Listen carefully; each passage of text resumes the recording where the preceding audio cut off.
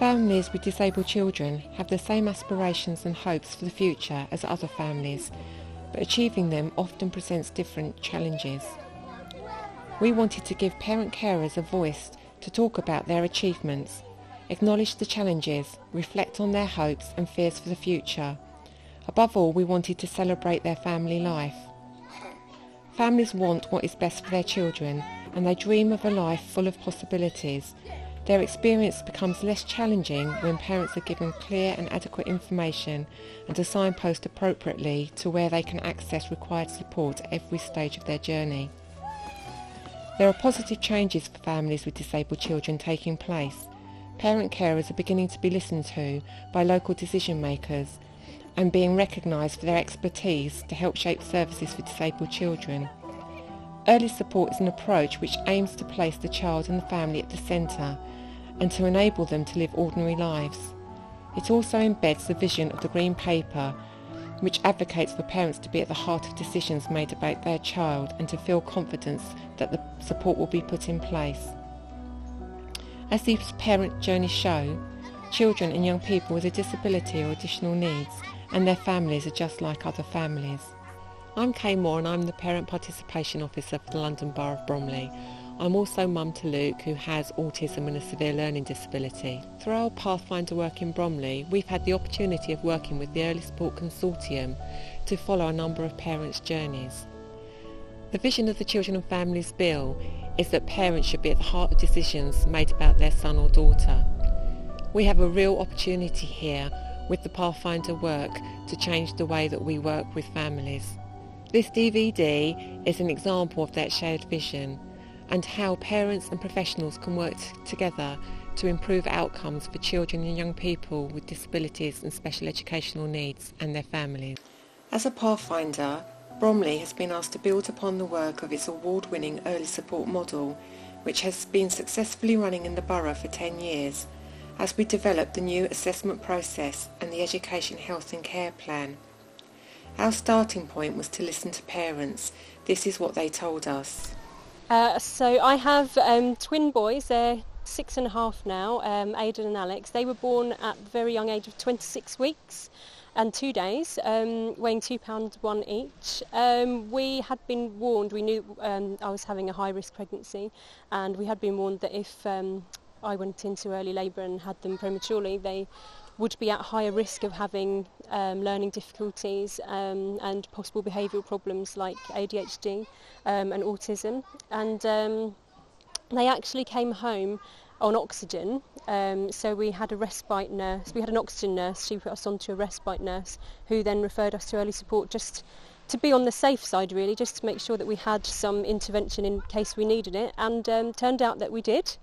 And I think one of the things really that we could have benefited from right from the beginning would be a key worker, just to signpost us to some of the agencies and services, voluntary agencies that we have since benefited from because we've mainly learnt about them from other parents. We probably didn't even realise how much their needs are impacting on us because we just got on with it. But so I think somebody kind of on the outside who just to say, you know, you might be struggling a bit more than you would if they didn't have these needs, and here are some agencies that you can go to that might be able to help you. That would have been really helpful.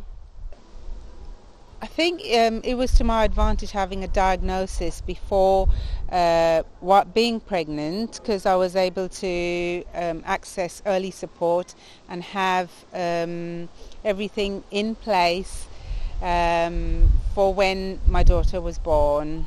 Brilliant having a key worker, because I didn't know anything about the early support, and she put everything into place for me.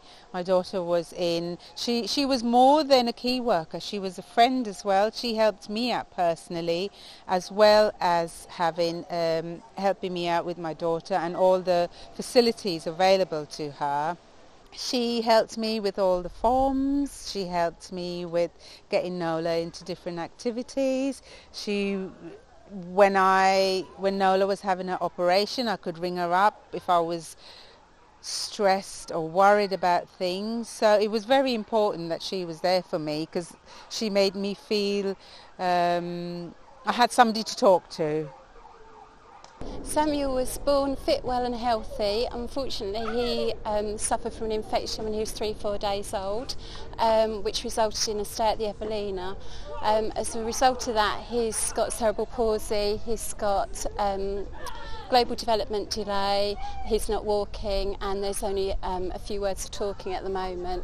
Thanks to our health visitor, she put us in touch with all the necessary services, physio, speech and language, everybody, portage, and ultimately in touch with early support. Multi-agency meetings have been a wonderful opportunity for me and my husband, who often doesn't attend all the other appointments, to catch up with all the people involved with Samuel.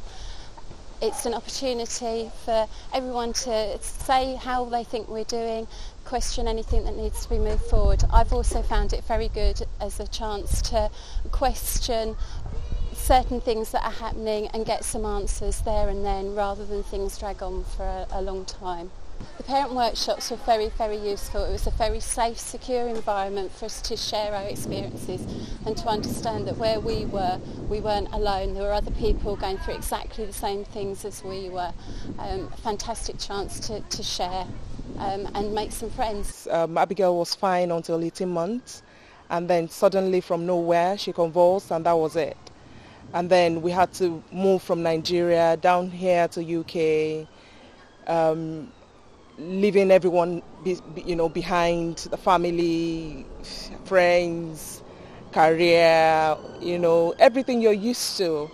And then also leaving behind the child you're used to, which you're not sure, what's going to go from there. You have a child that is totally new, completely. The intervention of the early support,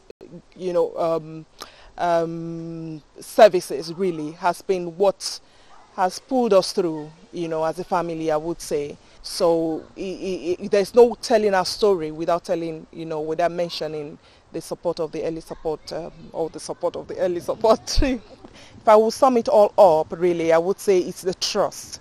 The trust that you have someone that will listen to you, the trust that, you can actually pick up your phone and call and you kind of have, a listening ear, someone that will feel, you just feel that you are being understood. You feel like someone is holding your hand, and that's really, really what we found very valuable.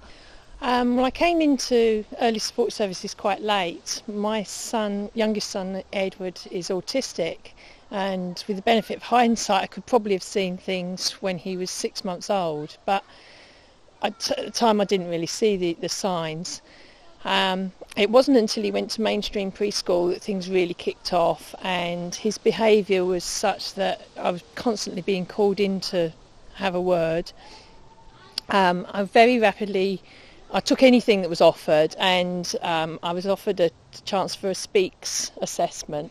They quickly said, go to Portage, and I was given a Portage worker who was excellent. And that's really where my journey sort of began, because I was then offered a parent support workshop, and the advice was invaluable, unbelievable. They signposted, amongst other things, to the services of MenCap, and we've had excellent support from them and from other voluntary sector areas. All of these things really have helped us find some strategies to help our son and sort of try and live a normal life. Most of all, it was meeting other parents that are in the same boat, that have experienced similar situations to mine, because it can be so isolating when you've got a child with behaviour problems like mine. What early support has provided for me is information where I've made to then I've been able to make informed choices. And I do think to have early support through the school system would be great. And like I say, we're going up to the transition now in a couple of years' time to senior school, and I think having somebody who's impartial and who's there to help the family would support us enormously. So Luke is now 17 and a half, and our journey hasn't always been an easy one. And as I look back at the highs and lows, I can honestly say that where it's worked well, it's been when we've worked in partnership with the professionals involved in Luke's care, whether that was his Portage home visitor, whether it was his class teacher, whether it was his short break provider or his childminder. Working together with the professionals has made all the difference. Also, what's important to me as a parent is information, that I get information that's accurate and that's timely, so that we can make informed choices for Luke and for our family. And having emotional support when we've needed it, when we have had those dips, when we've needed someone to talk to and we've needed a shoulder to cry on and we've needed support. As we prepare Luke for adult life, our aspirations for him hasn't changed. We want him to be happy, we want him to reach his potential, and we want him to be loved and accepted. We want to learn from the parents' journeys, to inform service provision and to improve families' experiences to come. Like the Early Support Consortium, our vision is to work in partnership with parents and carers, to provide a multi-agency assessment and holistic support for families so that they do not have to repeat their stories, to offer key working at key transition points in a child or young person's life, and to develop information so that families have the information they need to make informed choices. Thank you for the opportunity for allowing us to share our journeys. There has been a few tears and much laughter along the way. It's always reassuring to know that we do not face our journeys alone. We would like to close with some final thoughts. Whilst I like to think I am relatively intelligent, I have never walked this path before, and I have no idea where the twists and turns are, let alone the potholes. I know nothing of the hills to climb and the slopes to slide down.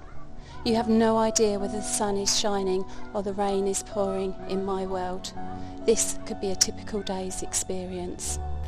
The birth of a disabled child changes everything. It changes the things we think are important. It changes how we see our future. It changes the nature of our daily lives.